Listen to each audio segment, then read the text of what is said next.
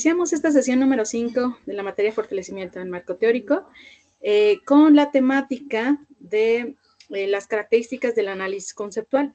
El análisis conceptual, como su nombre lo indica, se enfoca en esta parte en la cual nosotros tomamos un concepto teórico y ubicamos todos aquellos elementos que lo componen de una forma crítica, analítica e incluso con elementos de contrastación.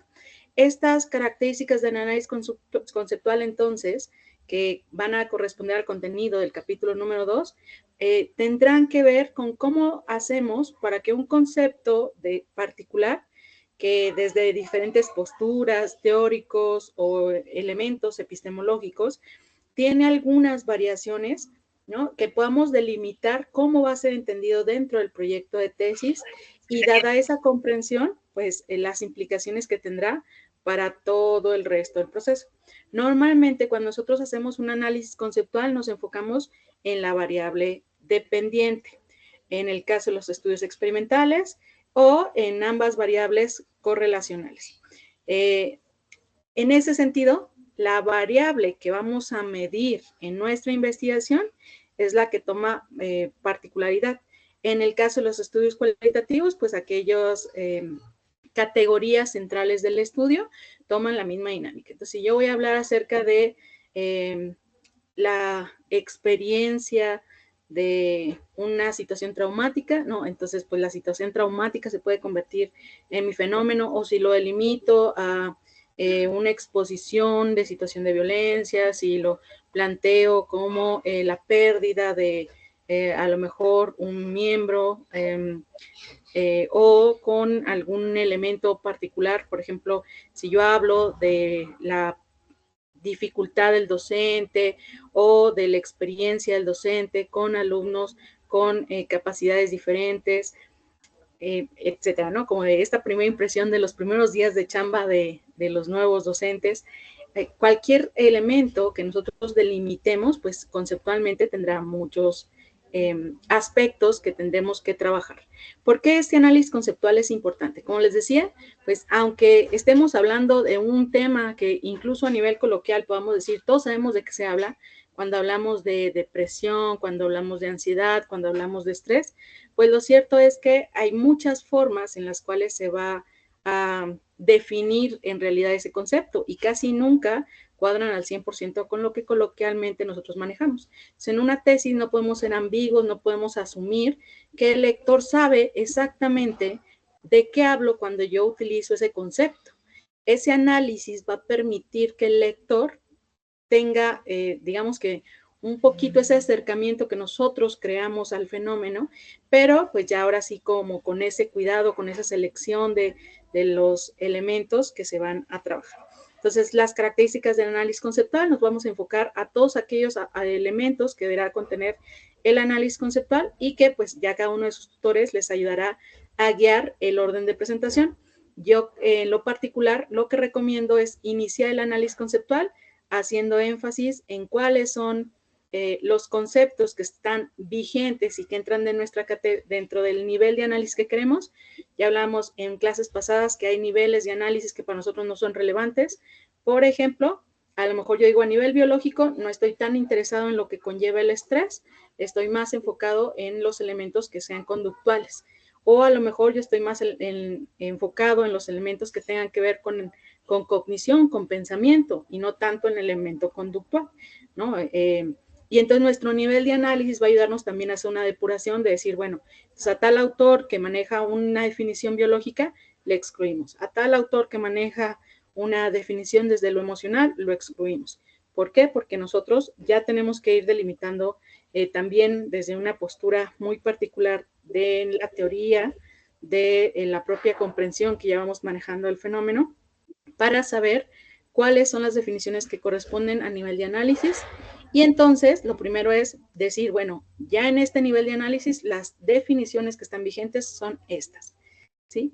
Y luego decimos qué tienen en común, en qué difieren, y dados esos elementos, ¿no? Definimos entonces cuál sería la mejor. Incluso el análisis conceptual a veces nos lleva a decir, ninguna de las definiciones que están logra aprovechar las bondades que tienen en común, las bondades que tienen en esas diferencias, y entonces yo propongo una nueva definición que extienda de alguna manera, que se enriquezca de todos esos elementos y que supere las definiciones actuales. El análisis conceptual puede, en ese sentido, también denotar una nueva postura, una nueva extensión, una definición mucho más clara y operacional del fenómeno.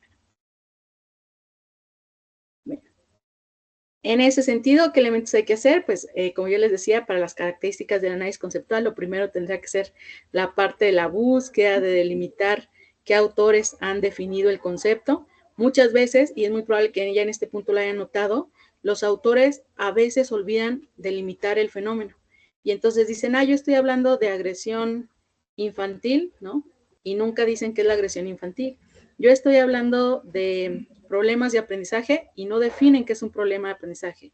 Yo estoy hablando de estrategias didácticas y nunca definen qué es una estrategia didáctica. ¿Por qué? Porque asumen que ya habrá, digamos que conocimiento al respecto, que ya el lector sabe del tema. Pero, insisto, pues caemos en cuál definición ha leído el lector, la que el autor está manejando o alguna otra. Entonces, nosotros tendremos que encontrar dentro de esas características, a la hora de que el autor habla, quiénes sí lo definen. Y aquí hay algo muy importante. Algunas definiciones podrán ser parafraseos y en realidad decir exactamente lo mismo, simplemente con otras palabras. ¿Sí? Y habrá otras definiciones que no, que sí a nivel de sustancia, de elemento, planteen cosas distintas.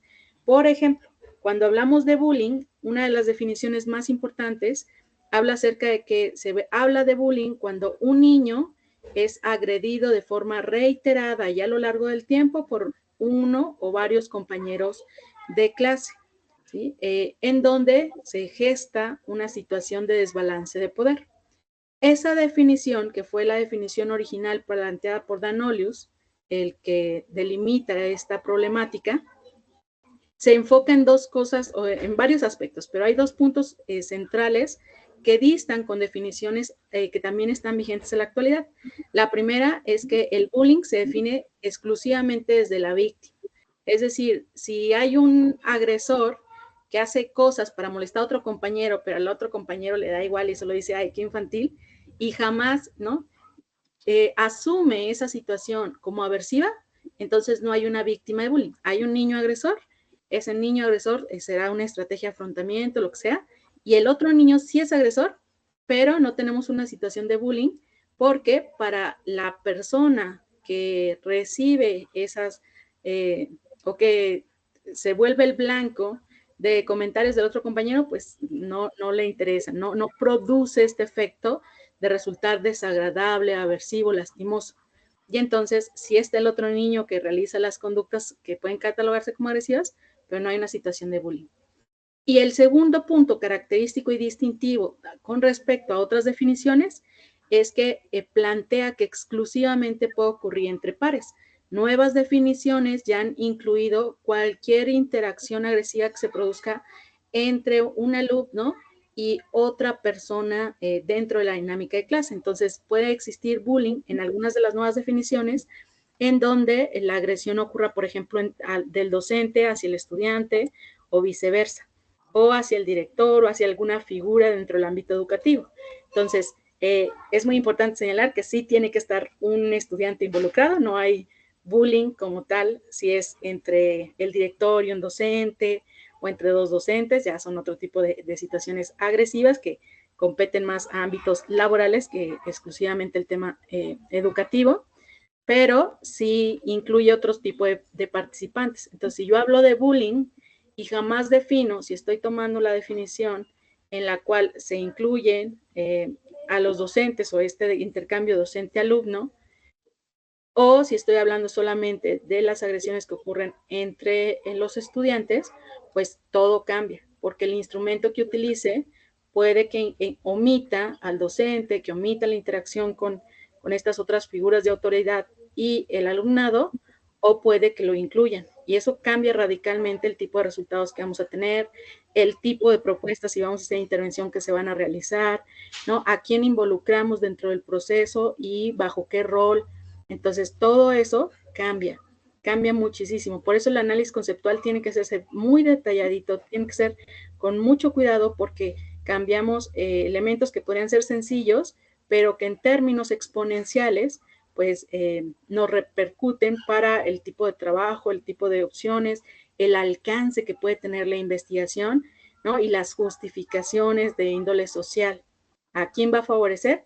Pues si yo estoy definiéndolo solo con relación a los alumnos, pues va a definir a los alumnos y quizá puedo decir que a las personas aledañas, ¿no? Papás, hermanos y demás. Pero si yo lo defino con interacciones que incluyen al docente, pues entonces ya las repercusiones también pueden estar a nivel de docentes, a nivel de dinámicas educativas globales, a nivel de las prácticas pedagógicas, a nivel de el área de tutorías o supervisores o áreas incluso, ¿no?, de servicio social, por ejemplo. Entonces, todo eso cambia, ¿sí? Por eso el análisis conceptual es tan importante y es fundamental, como les digo, que no solamente se trate de un asunto de parafraseo, sino que logremos identificar en qué conceptos algunas palabras, algunos términos gestan diferenciaciones importantes que ya modifican la forma de comprender el fenómeno en su totalidad. Entonces, esa búsqueda inicial es fundamental. Ahorita, pues, la ventaja que tenemos con el Internet es que la búsqueda se puede hacer con una facilidad extraordinaria y que los conceptos, pues, podemos buscar, ¿no? En el concepto y hasta decirle, bueno, búscame donde diga definición o se define como, y eso ya el buscador nos da mayor presión, no es que teníamos que ir al libro y en el libro buscar manualmente y rogar porque saliera alguna definición, pues no, y ahorita es la búsqueda mucho más eficiente y eso facilita muchas cosas.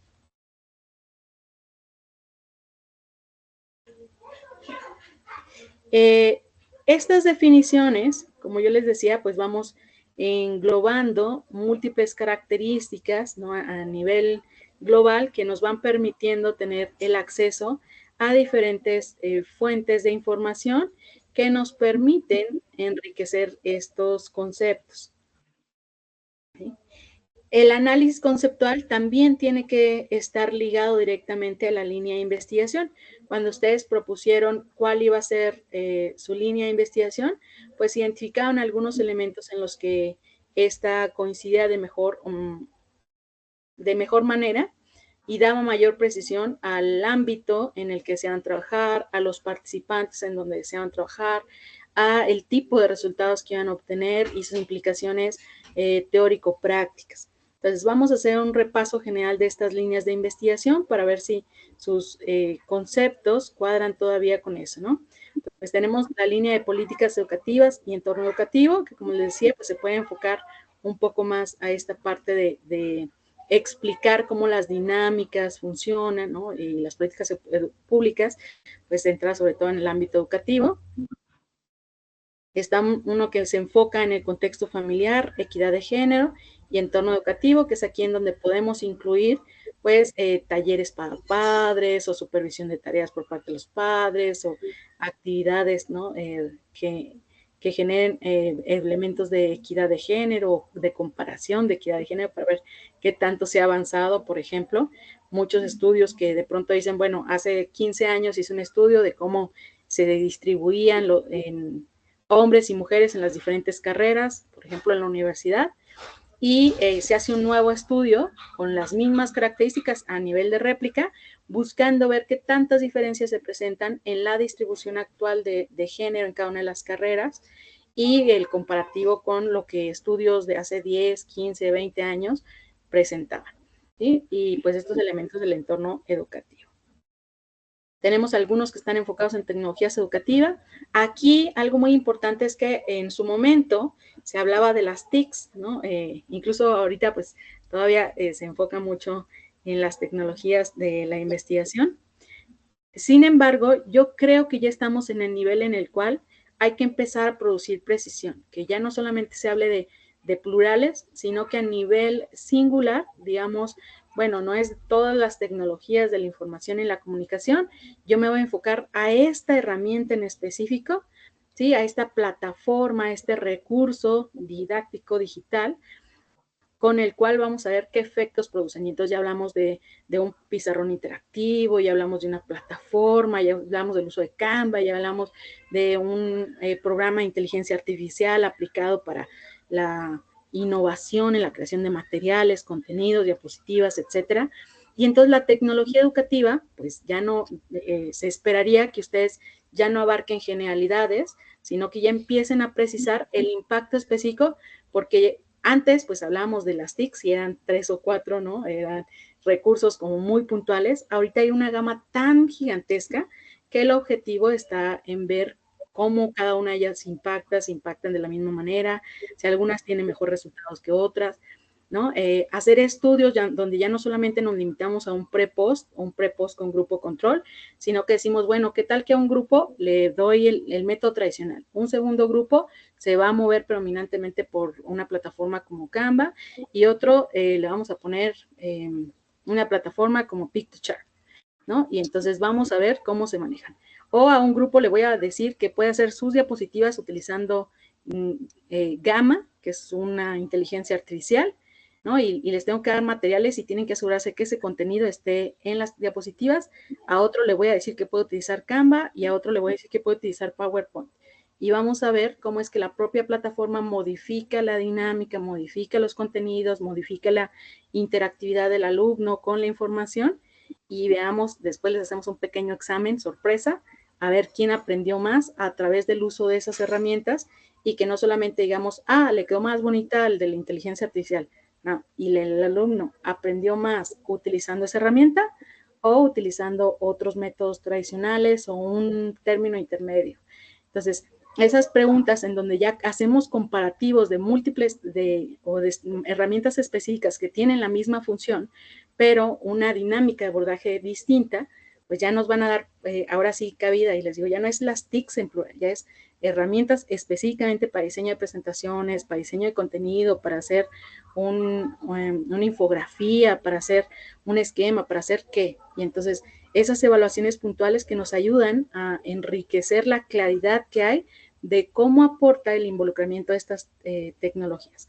Entonces, esa es una línea muy, muy importante, pues nada más como hacer esa aclaración comercial de vayamos ya a ser más específicos. Ya hay muchas cosas generales y nosotros, si queremos hacer una nueva aportación, necesitamos darle el brinco y hacer cada vez más específica el análisis, ¿no? Más molar. También se presenta con tutorías y desarrollo humano, muchas partes, sobre todo de desarrollo humano. Algunos de los estudios que se han presentado tienen que ver con cómo se adquieren habilidades sociales, ¿no? A través de ciertos espacios, el enriquecimiento, ¿no? De la identificación de habilidades personales, de identidad, muchas investigaciones quali relacionadas, por ejemplo, con la evaluación de ciertos periodos de transición, cuando el niño pasa de grado, ¿no? Cuando pierde a sus amigos, cuando se muda, ¿no? Entonces, ¿qué ocurre? ¿Cómo es que se adapta un niño que ingresa a un proceso ya avanzado, que presenta ciertas condiciones distintas, etcétera?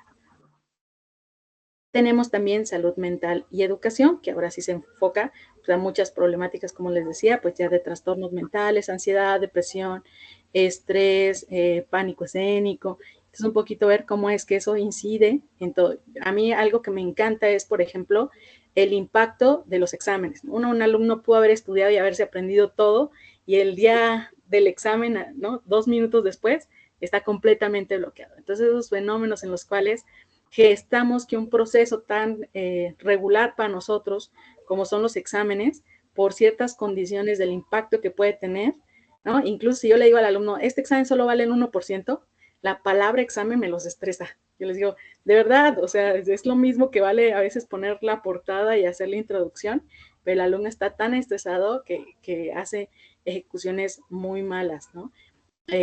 O esta hermosa preparación de me aprendí todo y el estrés del examen, termina el estrés del examen y así como lo aprendieron, se volvieron otra vez una hoja en blanco.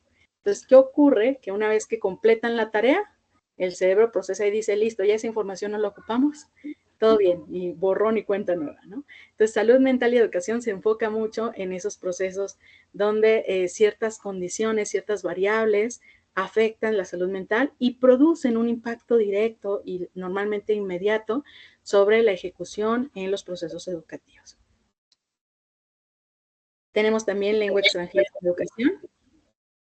Ahí alguien tiene micrófono encendido, no sé si quieren tomar palabra. Ah, sí. Le voy a hacer la palabra a Lady, porque creo que por ahí tiene una duda. Me dice si necesitas que me regrese de diapositiva o estamos bien ahí. Adelante, Lady. Buenas noches, profe. Eh, la pregunta era muy simple, es con respecto a todo ese análisis conceptual que estaba mencionando. ¿Eso va en el capítulo 1? O sea, ¿eso va involucrado cuando yo defino, como decía ahorita, la definición de bullying que yo voy a utilizar, por ejemplo? ¿Eso va en el capítulo 1, en la parte del problema? ¿O Aquí en hay qué dos parte cosas. va?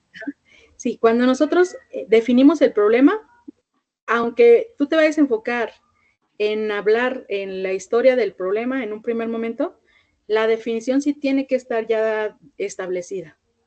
El, en el capítulo 2 es cuando ustedes hacen un subapartado específico que se denomina análisis conceptual.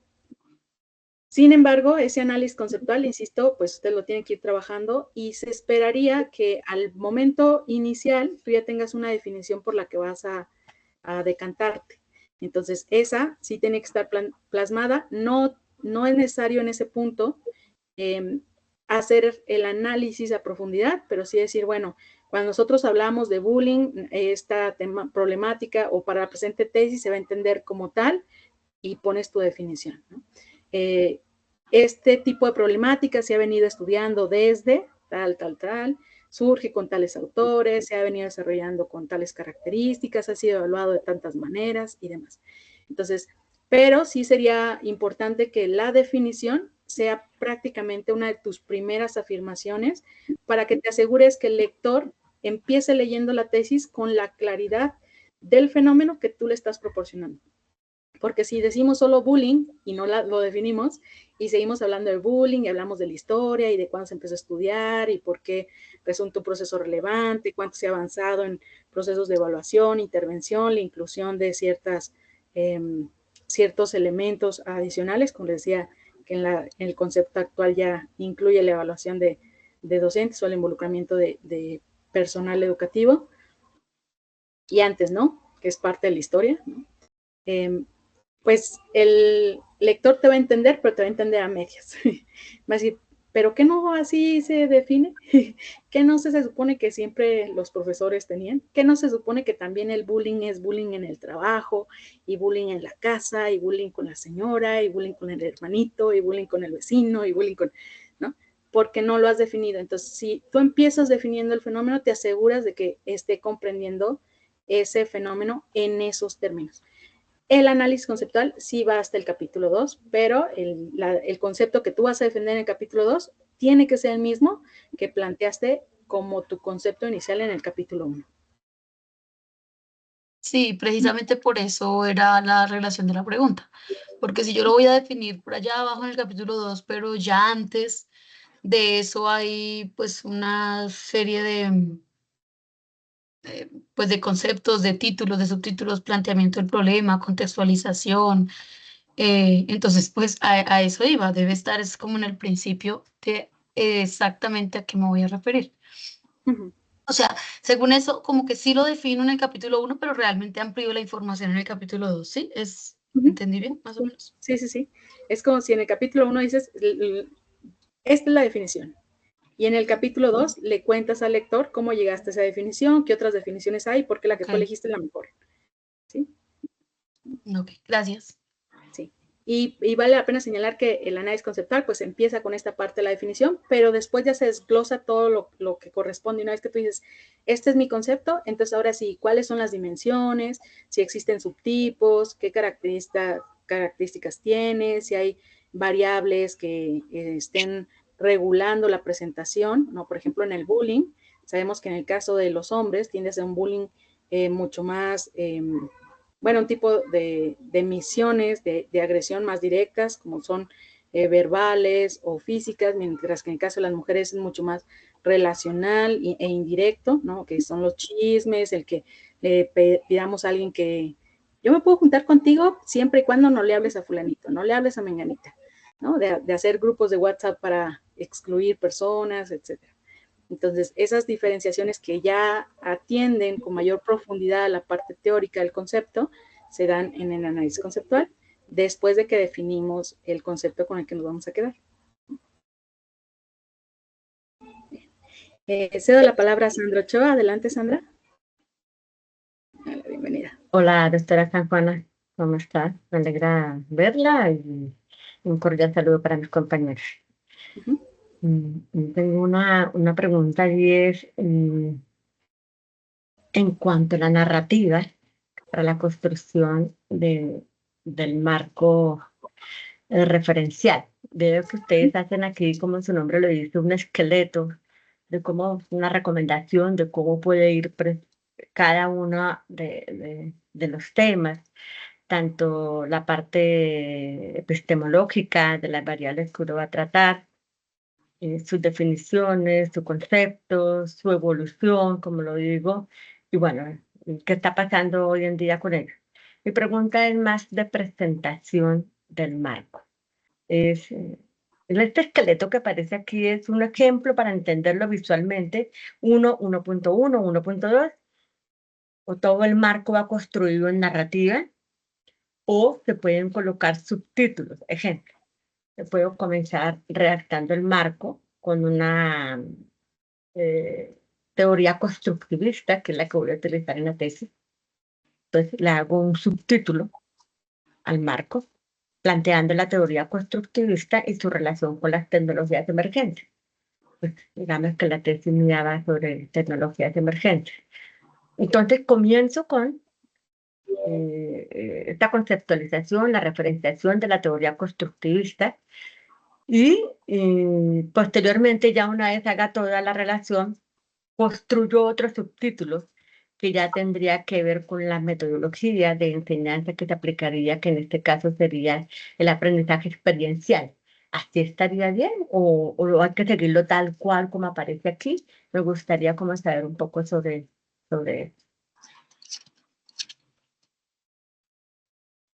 algo, de cómo bloquear.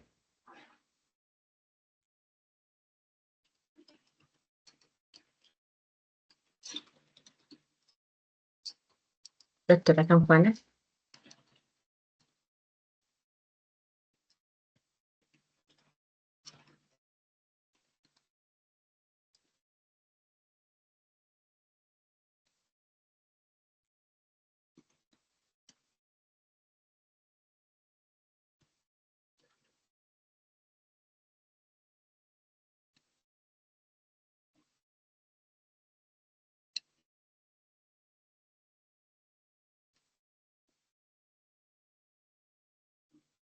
Yo no la escucho. ¿Alguien la escucha?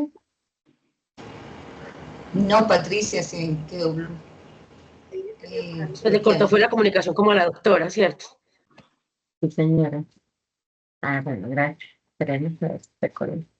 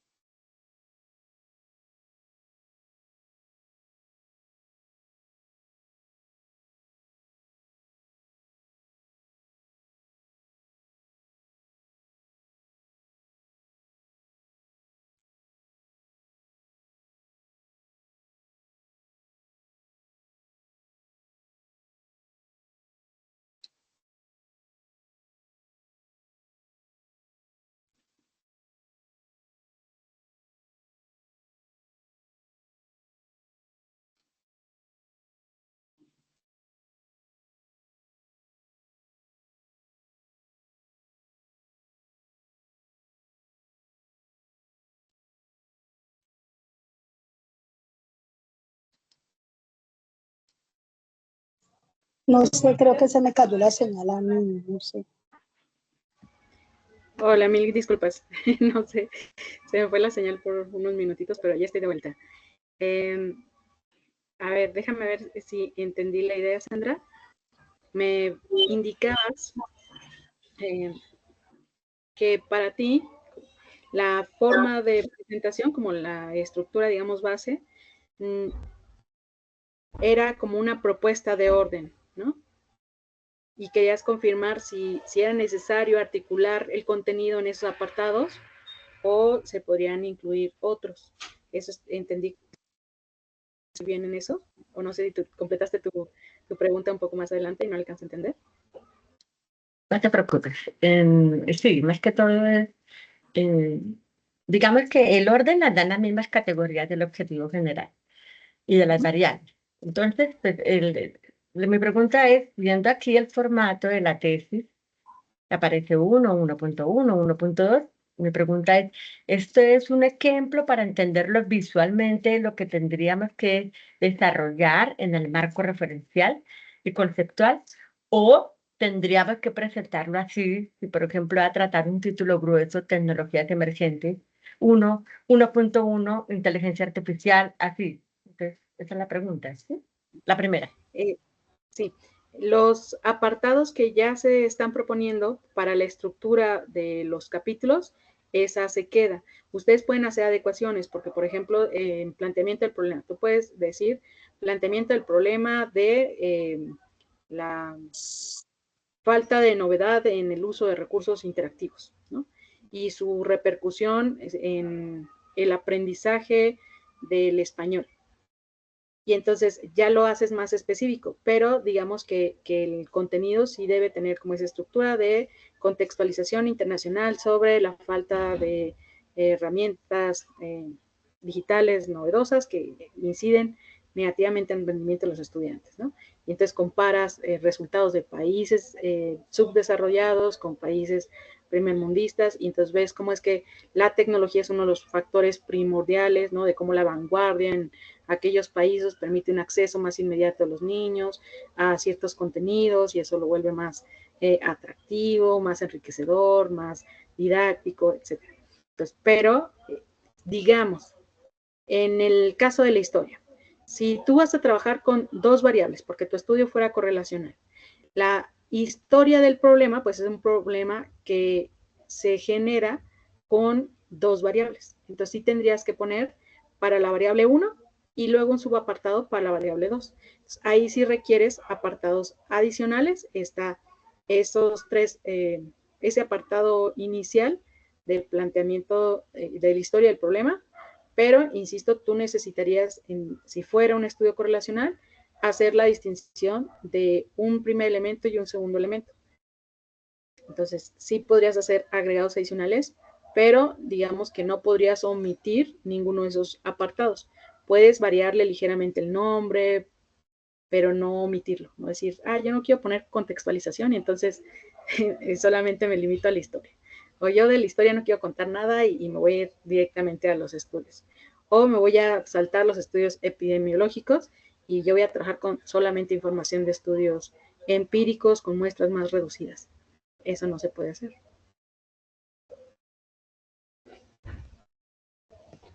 Por ahí, ¿no tienes micrófono encendido? Qué pena. Podríamos decir que la libertad la tenemos en la presentación de la narrativa. Lo importante es que presentemos lo referencial y lo conceptual. Esto es lo importante. Y entonces le podemos adicionar algunos esquemas, digamos, pues se pueden presentar situaciones en que, para no repetir lo mismo y que no se vea como lo que el autor dijo exactamente lo mismo, sino darle un parafraseo de manera gráfica. Entonces, ¿alguna idea? Sí, Por ejemplo, claro. algunos atributos, características y elementos de las tecnologías emergentes en el siglo XXI, que puede hacer un esquema donde se pueda mostrar esto dentro del marco y que no sea netamente narrativo. Sí, eso es correcto. Aquí Muchísimas la forma de gracias. enriquecer, tú por ejemplo puedes decir para la teoría, además de explicar los elementos para que quede mucho más claro cómo se relacionan entre sí, también puedes hacer un esquema. y que el esquema diga, estos son los conceptos, estas son las fases, y entonces los mecanismos de aprendizaje están regulando aquí, aquí y aquí y aquí, todas las fases del proceso. Ok, muchas gracias. También. Eso era todo. Por nada. Sea la palabra ahora a Mónica Patiño. Ah, bueno, supongo que es Sandra Mónica Patiño, no sé. No, Sí, ¿verdad? doctora. Sí, Mónica. Mónica Igual Patiño. también Mónica Patricia Patiño, sí, también, cualquiera de esas dos.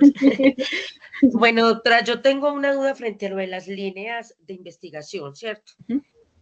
Sí. Normalmente, pues, digamos, la investigación que estoy haciendo, pues, la estaba definiendo dentro de las tutorías y desarrollo humano, porque se Ujú. hablaba, pues, del proceso de establecer como una estrategia didáctica metacognitiva muy contextualizada. Ujú. Pero al analizar lo que usted decía, por ejemplo, en cuanto a políticas públicas y entorno educativo, vemos que Ujú. también estudia las dinámicas y establece también unas nuevas condiciones para modificar los currículos. Ujú. Entonces, no sé ahí cuál tiene más peso y en ese caso, por ejemplo, de acuerdo a mi investigación, ¿cómo puede uno tener la claridad de saber para poder escoger muy bien esa línea? Porque también de acuerdo a eso va pues toda la parte del conceptual. Sí, bueno, aquí por ejemplo, el tutor es una guía muy clara, es quien va a tener mayor claridad de qué tanto van a modificar. Y cuando hablamos de políticas públicas, sí, públicas y centros educativos, muchas veces, como tú lo decías, ya habla de modificaciones directamente sobre el marco curricular o sobre elementos muy sensibles en ese sentido. Entonces, en el estudio sí tendría que hacer esa aportación o esa variación desde ahí, desde elementos de contenido, orden y modificaciones, digamos que más centradas en ese programa directo de la materia. Entonces, si no es el caso, entonces sí más bien estarías hablando de tutorías y desarrollo humano o de algún otro elemento. Pero sí, pues la mejor forma de definirlo es la guía del tutor y por otro lado que ustedes asuman ya esa responsabilidad de decir, bueno, yo lo quiero con este alcance, entonces voy a asegurarme de que la vertiente en términos, por ejemplo, de, si tú me dijeras políticas públicas y entornos educativos, como yo te decía, habría que hacer una propuesta de modificación a la malla curricular, el pensum o alguna materia, algún contenido, y ver los impactos que tiene ese cambio sobre el estudiante, sobre el conocimiento, sobre la facilidad e incluso el atractivo que pueda llegar a producir, porque a veces es el propio contenido, pues nos da una línea para ser mucho más flexibles en términos de las dinámicas, de cómo incluimos, ¿no? En muchas de las nuevas modificaciones para la currícula ya están dejando de ser diferenciales al 100%, ¿no? Que es la hora de español y español es esto, la hora de matemáticas es esto, ¿no? Ya son currículos que están tratando de hacer la inclusión de múltiples áreas, ¿no? Comunes. Multidisciplinares, así es. Y entonces favorecer que en un día veamos elementos que tengan que ver con danza, pero al mismo tiempo con matemáticas y al mismo tiempo con exposición, de algún elemento de la lengua española o con razonamiento lógico, y entonces hacemos que el niño aborde el todo, ¿no? Digamos, y no por partes. Entonces, ese tipo de cambios que son mucho más drásticos, sí pueden entrar perfectamente en políticas educativas. Si tú vas más en un proceso meramente evaluativo, ya sea una correlación o un estudio descriptivo, a lo mejor no alcanzarías a abarcar políticas públicas por las características, insisto, que ya tiene esa precisión de evaluar impactos. Ah, porque en esa sí tiene que estar la evaluación, porque por ejemplo en esta se está la propuesta como tal, pero no daría para llegar hasta esa parte evaluativa. Entonces se quedaría nomás en otro tipo de línea. Ah, bueno, señor. Así es. Muchísimas gracias, doctora. No, de nada. Bueno, y dentro de las líneas nos falta la de COVID y educación, la de 2, 4. Sí, nos falta COVID y educación, que no alcanzó a estar, yo creo que para cuando las diapositivas se generaron, ya luego pido la actualización, en las que pues se sigue evaluando. Nosotros sabemos que hubo un periodo bastante fuerte en el cual las modificaciones en la dinámica de clase, la inclusión de herramientas, ¿no? La identificación de pronto de de muchas necesidades desde la propia capacitación docente para empezar a incluir todas estas herramientas tecnológicas y actualizarse también en los métodos de enseñanza, en los métodos de presentación de información, en pues esta conexión mucho más directa con los alumnos, o el rezago educativo que trajo todas las implicaciones emocionales, de déficit de atención por culpa de que los alumnos, no, pues pasaban tanto tiempo en el TikTok que ahora si algo dura más de 30 segundos les parece muy aburrido, muy plano, muy sin atractivo, y entonces ha generado más dificultades para que logren procesos de retención, de atención, de aprendizaje realmente significativo y duradero, porque como les decía, de pronto es un aprendizaje inmediato que si me preguntan ahorita lo sé, pero si me preguntan mañana no me acuerdo, y si me preguntan en 3 semanas puedo afirmar con certeza que nunca lo vi, ¿no? Y no es un asunto de que el alumno miente, es un asunto de que sus procesos de memoria también se vieron afectados muy feo. Lo vemos incluso en quienes padecieron COVID, ¿no? Hay quienes por mucho tiempo, procesos cognitivos que estaban muy bien desarrollados y ahora batallan de pronto para decir, es que sé cómo se llama ese objeto y no es un problema de Alzheimer, ¿no? De verdad, lo he olvidado y les cuesta a veces periodos de minutos, segundos o incluso no lo logran para recordar cómo se llama alguna sustancia, cómo se llama un recipiente en particular, ¿no? Una persona, un lugar, un verbo. Entonces, todos esos elementos que tienen que ver con cómo los procesos educativos pueden verse afectados todavía o traemos todavía rezagos que dependieron de esa condición de aislamiento, de esa condición de cambio en la dinámica de los procesos de aprendizaje, pues incide y afecta negativamente. Y pues esa línea estaría enfocada en evaluar esos procesos.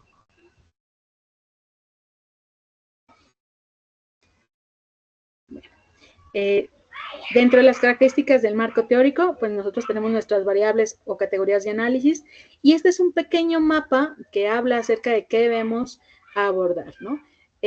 Como yo les decía, lo primero es delimitar nuestra variable o categorías en este contraste inicial donde decimos a nivel de lo que yo voy a evaluar, las definiciones que están vigentes son A, B, C, D, o las que se produzcan, a lo mejor son 2, a lo mejor son 7.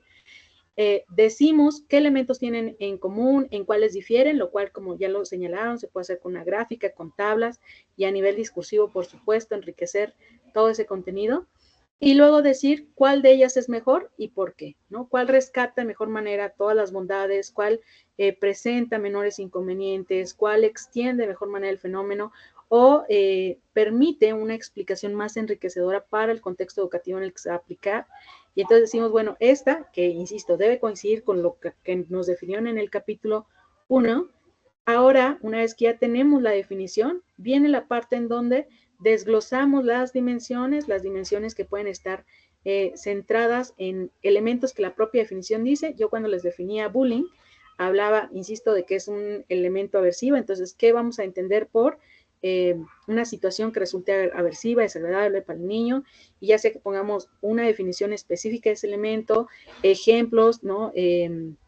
Indicadores particulares que nos ayuden a saber cuando el niño realmente le está sintiendo desagrado por esa situación que está ocurriendo y que podría tener un impacto a corto, mediano, largo plazo. Si hablamos de una diferencia de poder entre el agresor y la víctima, ¿qué vamos a entender como poder? ¿Qué vamos a entender como diferencia de poder? ¿Y de qué formas puede verse reflejado, ¿no? Pues aquí de pronto topamos con otros autores, a veces hasta en índole filosófica para definirlo. Si hablamos de que la agresión tiene que ser reiterada a lo largo del tiempo, entonces ¿a qué nos vamos a referir con reiterada a lo largo del tiempo? Si se dice que es una agresión que es focalizada, ¿a qué nos vamos a referir con que es focalizada y cómo la vamos a definir y a diferenciar de otro tipo de agresión no focalizada? Y entonces todos esos elementos que en su conjunto forman la definición de nuestra variable y que requieren precisiones adicionales para que no nos quedemos solamente con una definición rimbombante que tiene muchos conceptos.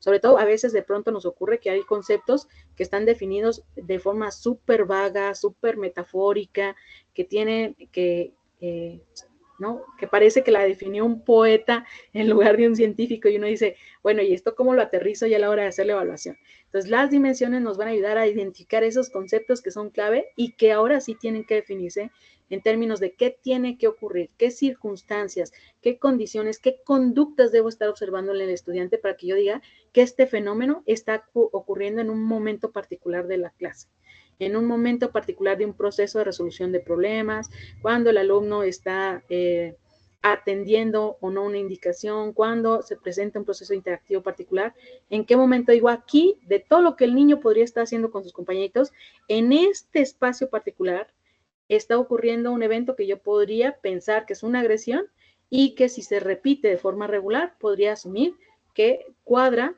dados mis dimensiones, con una situación de bullying, ¿no? ¿Cómo puedo distinguirla de una agresión aislada, de un evento particular, de otro tipo de agresiones indiscriminadas, ¿no? De una rencilla, de una discusión, de otra cosa, ¿no? Y entonces en esas dimensiones, pues cada una puede traer a su vez pequeñas subdimensiones. Aquí, por ejemplo, si hablamos acerca de poder, ¿no? Uno de los autores que más me gusta de poder lo define en términos de 3 tipos, ¿no? El poder que se da por una diferencia particular de acceso a recursos, ¿no? Ya sea monetarios o pues de cierto grado de control, ¿no? De jerarquías. El docente, por ejemplo, a nivel de jerarquías, tiene mayor poder de manera natural que el alumno, ¿sí? Por el puesto, por las responsabilidades, por digamos que el implícito elemento de mando que tiene sobre el alumno, ¿no? De decirle qué puede hacer, cómo puede hacerlo y de ser la persona autoridad en el salón. Ya si después esa autoridad se pierde, pues es otra cosa, pero de entrada, socialmente asumimos que quien tiene la batuta de control en el aula es el docente. Entonces, esa es una, ¿no? Hay una diferencia importante de recursos. La otra es porque socialmente nosotros lo designamos, como cuando elegimos al presidente. Pues el presidente toma su rol de presidente y es un rol que resulta ser temporal. En el salón tenemos niños que pueden ser el jefe de grupo, que puede ser el alumno que está asignado para sacar las copias, y entonces por 3 minutitos, ¿no? El que le demos esa responsabilidad en la cual todo el grupo confía en esa personita que lo hará bien, ¿sí? Le damos cierto criterio de poder por consenso. Y el tercer tipo de poder que se puede generar es por carisma, es decir, nosotros vamos y nuestras propias habilidades hacen que los demás confíen en nosotros, que les caigamos bien, que si proponemos algo, ¿no? Y se nota mucho, ¿no? La misma propuesta puede ser dada por alguien que no es popular en el salón y por alguien que es popular, y así lo digan en el mismo tono, así lo digan con el mismo nivel de complejidad, es poco probable que ¿no? Acepten la propuesta del compañero que no es popular, y es altamente probable, es casi un hecho que la del popular se va a tomar. E insisto, es un elemento que lo vuelve popular por carisma. Entonces, esos 3 niveles de poder se establecen, y entonces cuando nosotros decimos hay una diferencia de poder, bueno, entre el agresor y la víctima se presenta alguna de esas características, hay un elemento de recursos, hay un elemento de rol atribuido por jerarquías, hay un elemento de carisma que difiere entre el agresor y la víctima. Este último, por ejemplo, con los agresores es bien complicado, porque muchos de nuestros agresores, el principal elemento de poder que utilizan es el carisma. Entonces tienden a ser muy imaginativos, muy creativos, ¿no? Y a veces logran disfrazar perfectamente sus agresiones de buenos chistes, ¿no? Es un apodo gracioso, es una frase que parece cuadrar, es un chiste que aunque uno diga no te rías, no te rías, es bueno, pero no te rías, porque de trasfondo lo que está haciendo es resaltar una característica que es completamente neutral, pero la resalta de manera negativa hacia la víctima, ¿no? Y entonces pasamos de apodos simples como el 4 ojos, ¿no? A contar un chiste más complejo sobre qué puede, qué no alcanza a ver, ¿no? A quién le podemos ayudar, cuándo sí, cuándo no, el otro, y entonces lo hace mucho más atractivo, más divertido, más, digamos que socialmente aceptable, pero no deja de ser una agresión que al acumularse en repetidas ocasiones, que es otro de los elementos, pues entonces ya empieza a producir los elementos de desagrado, de aversión, de pérdida de relaciones, de el desbalance de poder, como ya drásticamente marcado entre el agresor y la víctima y empieza a cubrir los otros criterios. Entonces, nuestras dimensiones, digamos que de alguna manera aterrizan ese concepto que puede ser muy abstracto a elementos que delimiten de manera más conductual cómo podemos entenderlo y si existen versiones particulares de la presentación, ¿no? Si hablamos de eventos aversivos, pues como les decía, podría ser un evento de índole física, ¿no? Un golpe directo, un golpe a través de objetos, puede ser un daño a pertenencias, puede ser verbal, y entonces, ¿no? Verbal directo, donde lo insultamos, contamos el chiste, le decimos cosas para tratar de provocarlo, para demeritar esfuerzo, condiciones, alguna situación personal, y así sucesivamente. Entonces, nos permite, insisto, tener esa claridad de la complejidad del fenómeno. Por ahí va a ser la palabra. Mónica, nuevamente tienes marcada la manita levantada, Mónica Patricia. No sé si requieras, Patiño, perdón. No, doctora, seguramente se quedó así ahorita, no, qué pena. Bueno, entonces la voy a bajar para no marcar y le cedo la palabra a Arcadio, adelante. Muy buenas noches, doctora. Buenas noches. Bueno, pues me han surgido varias preguntitas. Entonces, pues, o sea, son unas dudas, pues, como en principio podría ser como personales, digamos. Digamos es que, por ejemplo, bueno, ahorita que estamos haciendo el planteamiento del problema y esto, entonces uno encuentra que, pues, en trabajos anteriores, digamos, en los cuatrimestres, pues desarrollamos varios documentos, los cuales pues la información como que nos sirve, ¿cierto? Pues por lo que, digamos, en el caso mío yo sigo con la misma temática.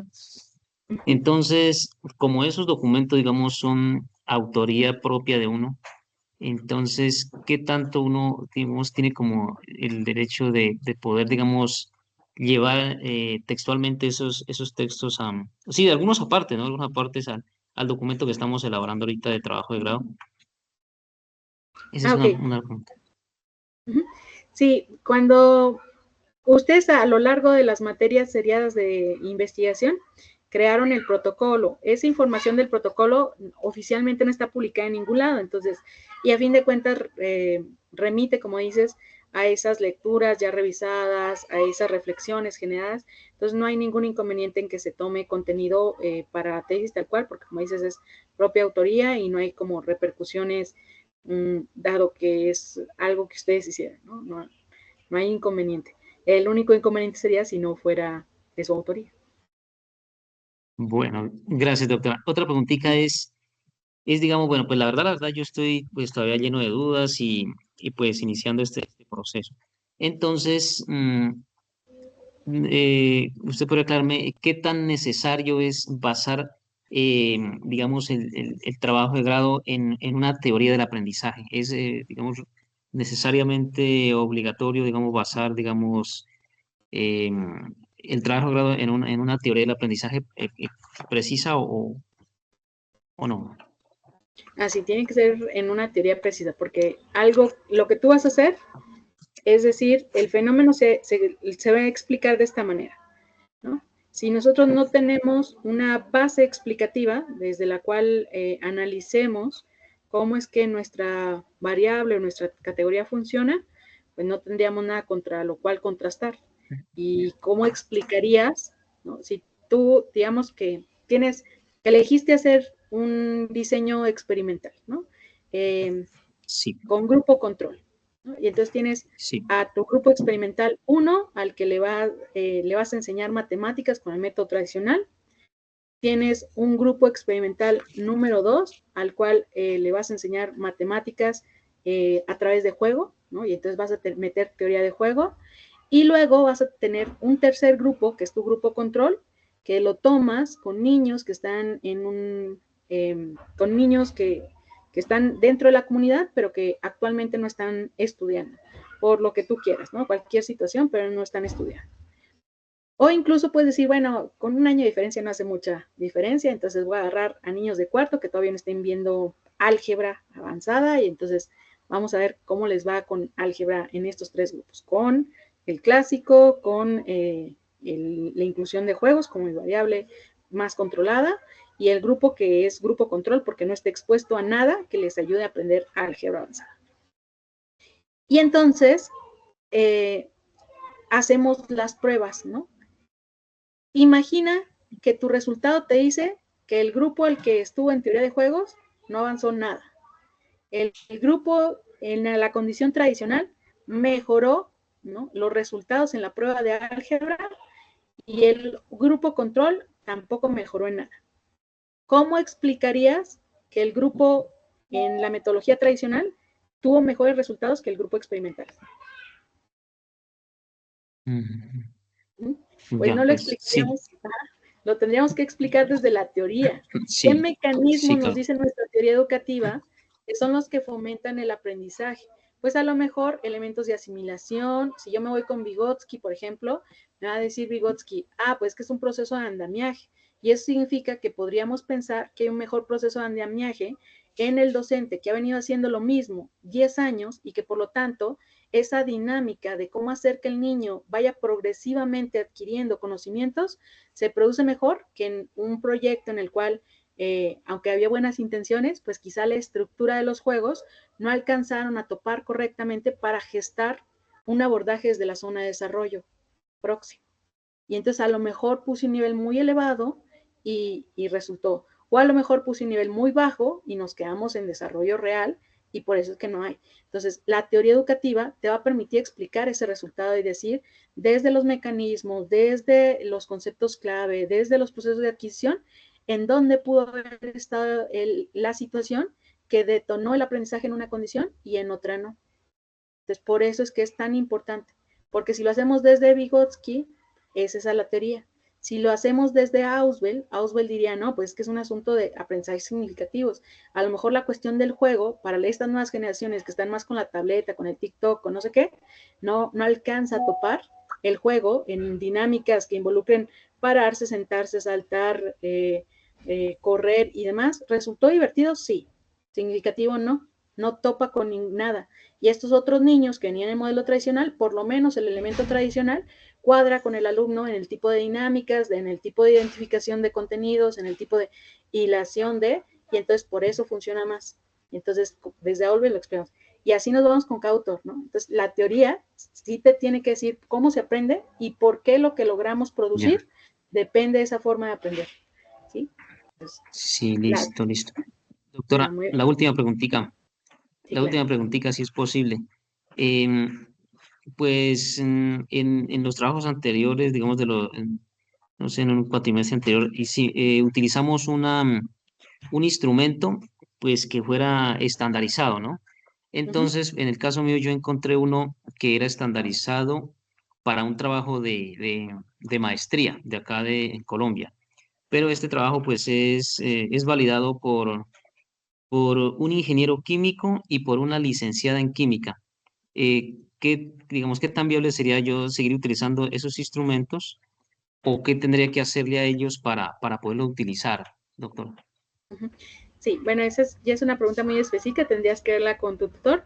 Yo lo único que revisaría es que el instrumento tenga como todos los procesos de validación correctamente desarrollados, que sí tenga o permita tener claridad de cómo se evalúa y cómo esa evaluación nos da un diagnóstico o un resultado muy particular desde el cual asumir el nivel o el grado en que se presenta la variable, ¿no? Que sí nos mida correctamente lo que dice medir. Y permita la contrastación que queremos. Si es un pre-post, pues con las características de un pre-post. Si es una evaluación de muestras repetidas o longitudinal, pues que entonces permita los seguimientos, permita cambiar la versión, permita hacer mezclas de preguntas, que algunos instrumentos van por ahí. Entonces, si es de desarrollo, pues que permita realmente evaluar desarrollo. Si tienen los criterios, yo no le vería inconveniente, pero tendrías que platicar con tu tutor para ver si tiene la complejidad para evaluar el fenómeno como lo estás definiendo. Bueno, doctora, muchas gracias. Y Muchas muchos gracias. de Eso ustedes, sería. incluso en algún momento algunos de ustedes desarrollaron sus propios instrumentos y ya hicieron algunas validaciones. A lo mejor en su momento la validación, por ejemplo, por expertos, solamente fue con 1 o con 2, cuando una validación pues ya formal requiere un número impar, para que si hay 2 que dicen que un ítem está bien y un tercero que dice que no, entonces demos menos peso a cuando los 2 o 3, o sea, digamos que la mayoría, no puede haber mayoría si no hay un número impar. Eh, en términos estrictos podríamos toparnos con un 50-50 y eso no es deseable en una validación. Entonces, sí hay que revisarlo nada más y quizás solo requieran pasarlo a un tercero. Bueno, cedo la palabra a Lores Ramírez. Adelante. Sí, buenas noches, compañeros. Buenas noches, doctora. Mi pregunta es muy concreta. El trabajo mío es el aprendizaje basado en problemas para la enseñanza de las compuertas lógicas. El ABP pues tiene un diseño de una guía didáctica completa. Esta guía didáctica tiene, pues, para diferenciar y justificar mi trabajo, pues hice varias capacitaciones a los estudiantes, o los voy a hacer, que es la enseñanza tradicional, unos simuladores de compuertas y un dispositivo electrónico, un tablero electrónico que yo voy a diseñar para enseñar compuertas. La pregunta mía es la siguiente: yo quiero que todos los estudiantes pasen por todos estos procesos para que el sistema de decantación de aprendizaje pues sea el más óptimo, que eso es lo que se quiere. No es necesario coger grupitos, trabajar, digamos, con lo tradicional, o trabajar con los simuladores, o trabajar con el dispositivo.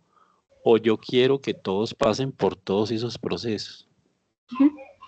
Ok, hay diseños que se llaman diseños de caso único, y esos diseños, aunque se llaman de caso único, lo que asumes es que hay una dinámica muy específica por la cual todos los sujetos van a pasar. Entonces, digamos que son réplicas de la exposición a esa variable.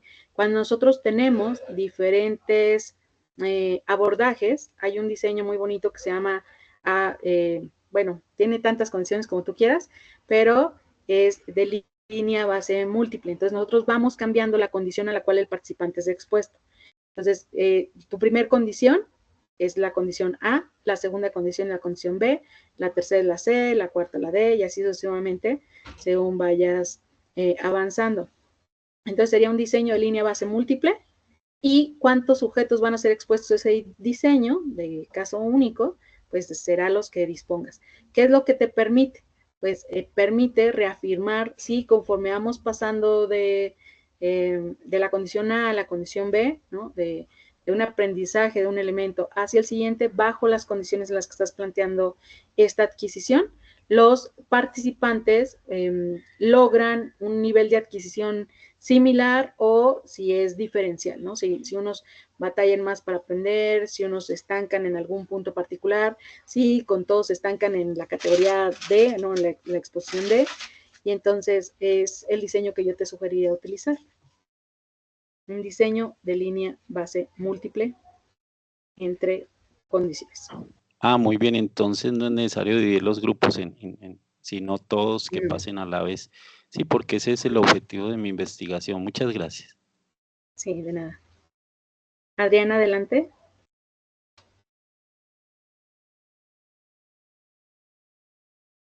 Buenas noches, doctora, y buenas noches, compañeros. Mi pregunta es básicamente acerca de la bibliografía que estoy utilizando en mi trabajo de grado, que es acerca de la correlación entre los resultados académicos y el entorno familiar y el estrato socioeconómico al que pertenece el estudiante. Entonces encontré un informe de un autor llamado Coleman, y es un informe de 1966, pero es muy completo por cuanto hace el estudio estadístico de más de 300.000 estudiantes. Entonces mi pregunta es si se puede utilizar, porque en una de las reuniones habían dicho que fueran obras que no fueran de mayor de 5 años de antigüedad. Entonces es a ver si se puede utilizar. La razón, yo sugeriría que esa no lo utilices porque el contexto en el que se hizo la aplicación y el contexto actual ya no son similares, entonces no hay nada que tú pudieras comparar. Sé que podrías afirmar si hay mejoras, si seguimos igual de mal que en aquellos ayeres, si las variables siguen teniendo la misma configuración, pero estrictamente hablando es casi un hecho que no la tengan, es casi un hecho de que las variables hayan presentado modificaciones, que en algunos elementos estemos peor, que porque las condiciones en términos de acceso a recursos, de tipo de información, lo que ellos aprendían en aquel entonces, ¿no? Por ejemplo, en el caso de la mujer, ¿no?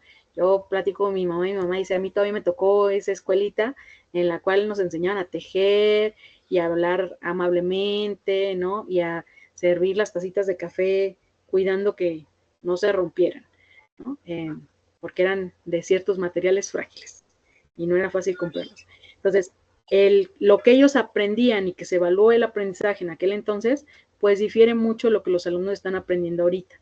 Y desde ahí sería, pues digamos que una comparación no equiparable. Entonces, para los estudios empíricos, sí tienes que utilizar únicamente estudios en los cuales esos resultados que presenten sean contrastables contra los que tú vas a generar, porque el contexto sigue teniendo similitudes. Y en este caso no aplica. Muchas gracias, doctora. Sí, no de nada. Por eso se les dice 5 años, a veces sí podemos extendernos un poquito más porque habrá elementos que no se modifiquen, pero para ese caso sí creo que es muy, muy radical la diferencia cultural. Bueno, estas características del marco teórico, en específicamente la parte del análisis conceptual, pues corresponde a esos elementos que en la tabla se les abordaba con relación a cuáles sean los supuestos teóricos, los ejes de análisis, las dimensiones y subdimensiones, para el caso de los estudios de índole cualitativa, y para los cuantitativos, pues estos elementos de las hipótesis, las variables, dependiente, independiente, que vale la pena señalar que dependiente e independiente, recuerden que solamente aplica si es experimental, si es meramente descriptivo, solamente tenemos variable, y si es correlacional, variable 1 y variable 2. El orden no es relevante, entonces, para que nada más cuiden eso, porque si es correlacional, jamás deben usar el término dependiente e independiente, porque darían, pues, un error bastante importante a nivel metodológico. Y luego, pues, el definir las dimensiones y los indicadores. Entonces, ese contenido que se desarrolló ahí, ahora lo tienen que extender y desarrollar de manera amplia, narrativa, con las imágenes, las tablas, los esquemas, que resulten pertinentes para darle claridad al lector de la complejidad del fenómeno, ¿sí? Entonces, nada más era como un recordatorio de dónde vamos a retomar esto. Hay algunas características muy particulares aquí de cómo se hace el abordaje de las definiciones. No me voy a detener porque son ejemplos muy particulares que pues la doctora Leti agregó y que dependiendo de qué elemento estaba tratando, ¿no? Pues por ahí señalaban diferentes colores para ayudar a exacerbar de qué estamos hablando. Entonces, esos ya les corresponderá abordarlos a detalle y pues sobre todo exponer lo que corresponde para sus propios proyectos. Bueno, pues por mi parte, esa sería la presentación del día de hoy. No sé si tengan alguna pregunta o duda adicional para esta parte del análisis conceptual.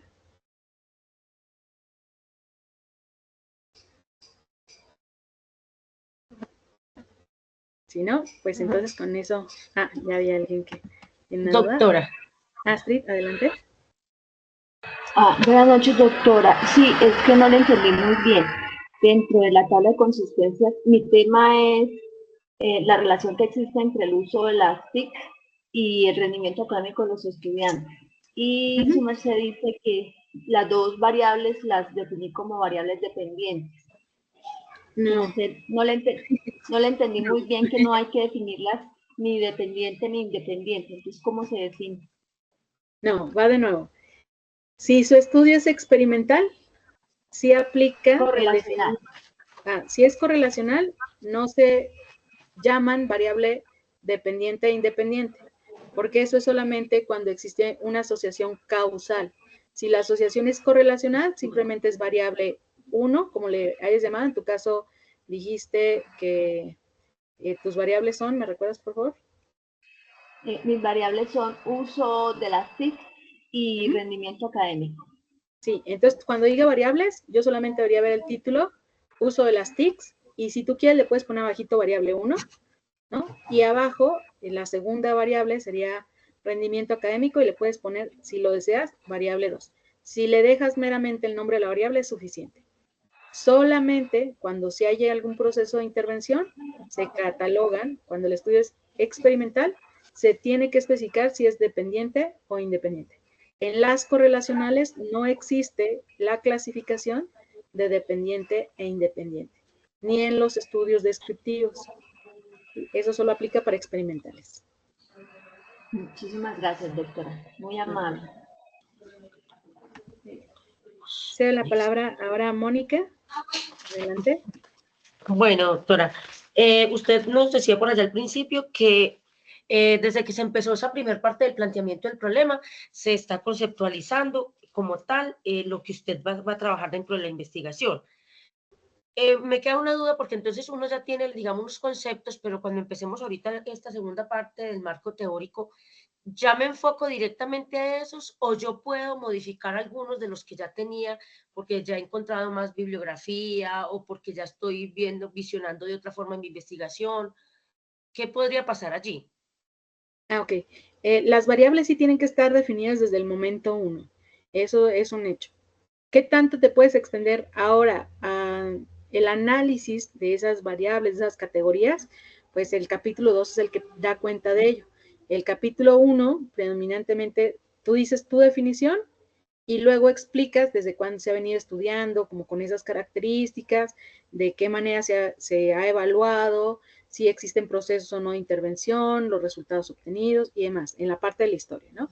Que a fin de cuentas la historia nos ayuda a conocer un poquito cómo es que ese fenómeno ha tomado la magnitud o la relevancia a nivel social, ¿no? Y entonces pasamos a decir, el fenómeno se estudió por primera vez como con estas características hace 30 años en Chicago, ¿no? Y poco a poco tomó relevancia, tal gobierno soltó presupuesto para hacer estos estudios y posteriormente empezó a presentarse de estudios adicionales en Europa, Asia, ¿no? Los primeros estudios en Brasil sobre la temática empezaron en tal parte, en Colombia el fenómeno se evaluó apenas hace 10 años. ¿Sí? Y las estrategias de evaluación han variado. Se inició con programas de observación directa y en la actualidad ya tenemos instrumentos psicométricos como el de fulanito, cuestionarios, algunos incluso formularios en línea, y ha permitido favorecer el que las evaluaciones sean más rápidas. Antes todo era manual, ahora se han automatizado.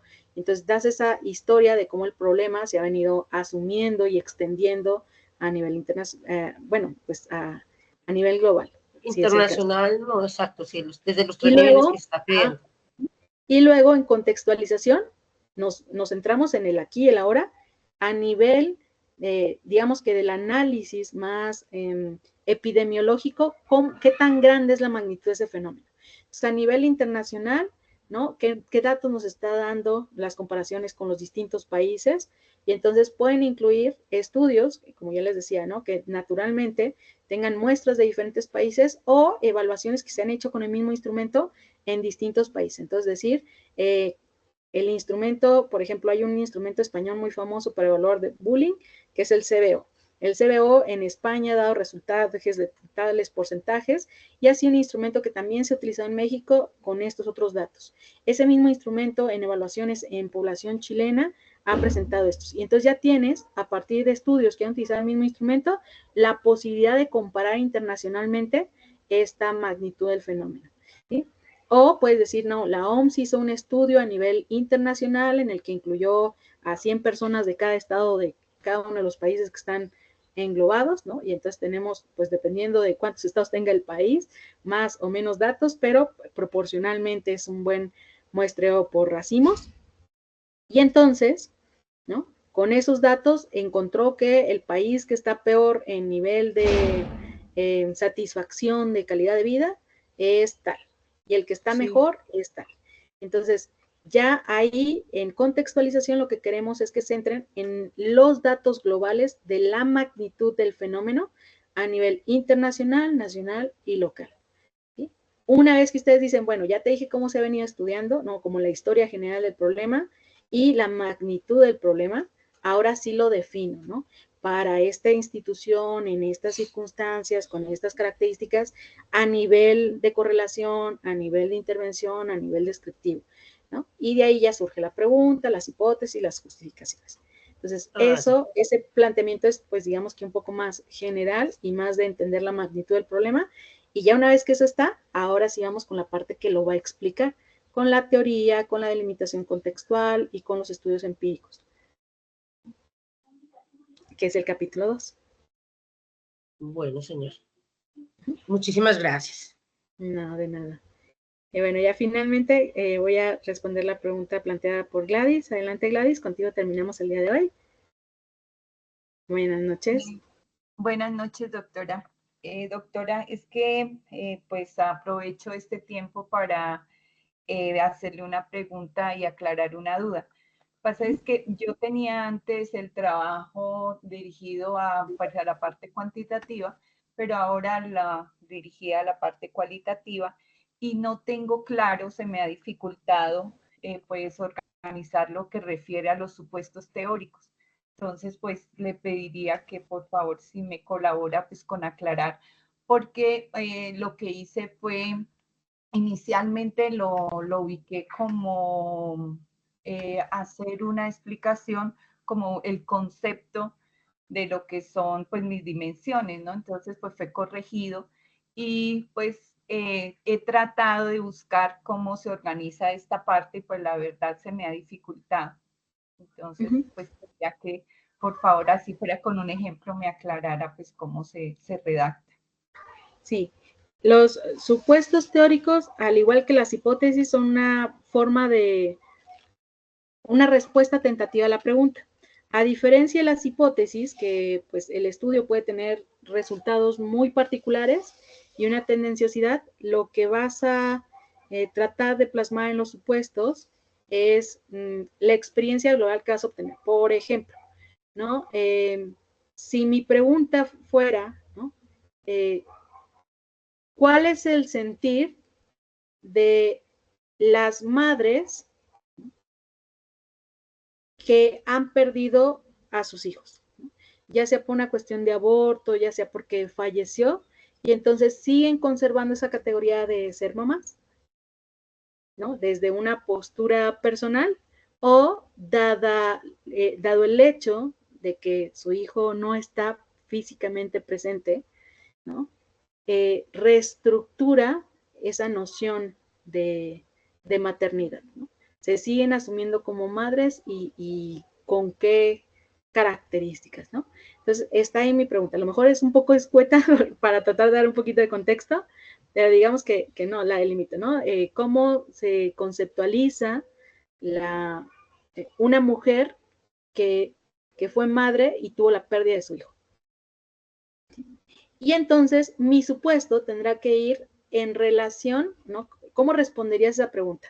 Pues no voy a definir exactamente cómo es que ellos se conciben, ¿no? Pero podría decir mi supuesto, ¿no? Que la concepción de la mujer, ¿no? Es que sigue siendo madre, aunque su hijo, su bebé, ¿no? No se encuentre físicamente presente, por los elementos afectivos que siguen existiendo y lo siguen ligando a ese ser que denominó hijo. Y ese sería uno de mis supuestos. Otro de mis supuestos es que siguen existiendo elementos que la mamá retoma para asumirse como tal y seguir manteniendo un proceso interactivo con su hijo que a lo mejor ya falleció o que perdió. Y entonces esos elementos van a estar presentes en dinámicas como tal. A lo mejor el ir al cementerio, a lo mejor el guardar algún espacio particular en la recámara. Hay mamás, por ejemplo, que hacen conversacionales. Bueno, eso ya es extendido del supuesto, ¿no? Pero la idea del supuesto es, insisto, responder a la pregunta, pero no es tan preciso como un estudio correlacional, que el estudio correlacional te dice, ¿no? qué tipo de relación hay entre la variable A y B, la hipótesis dice, ¿no? La asociación es una asociación positiva. Listo, es así súper puntual. En la otra no, en la otra hablamos de generalidades, de qué creemos encontrar, que hay elementos que siguen, que los vínculos emocionales siguen haciendo que se asuma un rol de maternidad, ¿no? Un rol de madre, porque no se limita a una presencia física. Entonces, mi supuesto, si te fijas, es más complejo cuando se trata de lo quali, porque tratamos de rescatar la experiencia. No sé si queda claro. Sí, señora. Muchas gracias, doctora. Sí. Y sigue siendo, que ese es un punto clave, sigue siendo una respuesta a la pregunta de investigación. Entonces, si de pronto dicen, híjole, es que, ¿de dónde surge? Piensen, su pregunta de investigación, ¿cómo creen que pueda resolverse? Al final, ¿qué creen llegar a obtener de esa pregunta? ¿Sí? Recuerden que una pregunta es muy importante que no se responda con sí o no, porque si se responde con sí o no, eso no es ni un supuesto ni una hipótesis. Entonces, si mi pregunta es, ¿existe relación entre la crianza positiva y el aprendizaje de los niños? La respuesta es sí o la respuesta es no. Pero no puedo decir, mi hipótesis es sí, porque esa es la respuesta tentativa a la que le voy a apostar como investigador. No, entonces, si la respuesta natural es sí o es no, la pregunta no está bien formulada. Igual con los supuestos. Si yo estoy hablando, ¿no?, de meramente las mamás se siguen asumiendo como mamás, la respuesta es sí, y ese no puede ser mi supuesto. ¿Vale? Entonces, ¿de qué manera reafirman o conciben la maternidad quienes perdieron, ¿no? Pues por ahí tendría que ir, más complejo. Y bueno, con eso terminamos. Veo que por ahí Adrián tiene una pregunta, Adrián, pero esa la resolveremos ya de forma posterior para tampoco extendernos tanto en esta sesión. Si gustas compartirla directamente en el foro, con mucho gusto, la verdad. De momento, con esto concluiremos en esta ocasión. Les agradezco muchísimo sus aportaciones y espero haber resuelto algunas de las dudas. Para quienes vean esta grabación, recuerden que si hay dudas adicionales o van surgiendo dudas adicionales, con mucho gusto directamente en la plataforma, ya sea en los foros para que sea una respuesta que sea compartida o desde el mensaje privado. Con mucho gusto las estaría atendiendo. Que pasen bonita tarde todos y nos vemos el siguiente Muchas lunes. gracias, doctora San Juana. Que Gracias, tenga buena doctora, noche. muy amable. Feliz noche, Muchas doctora. Muchísimas gracias. gracias. Feliz Gracias. noche. Buenas noches. Gracias, doctora. Buenas noches. Gracias, feliz noche para todos. Gracias, profe. Mil Muchas gracias. gracias, doctora. Buenas